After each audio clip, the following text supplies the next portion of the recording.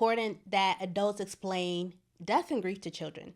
This way, they can have healthy ways of coping and have guidance on what grief looks like and feels like. I hadn't known my grandma Janie for very long, but when I met her, I instantly knew that I loved her and cared for her and that she felt the same about me. Over the small amount of time we got to know each other when I was a kid, I thought she was a cute little lady. She'd eat pork rinds, and I wonder how, given that she didn't have any teeth.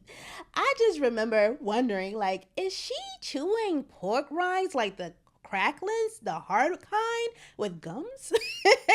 When I'd returned home from school, we'd watch the stories together for a little bit. I loved all my children, but One Life to Live, that was really my jam. When she died, I saw the physical reaction my mom had, and that stayed with me. I remember my mom lying in bed, crying, and stumping her feet on the bed. When I saw my grandmother lying in her casket at her funeral, I broke down. I was about 10 years old when she passed away, around that age. For some time after my siblings and mother lived at my grandma's house, I always felt afraid of being in her house alone. I thought I'd see her again. I thought I'd see her as a ghost, which is understandable for a child who is learning how to process grief.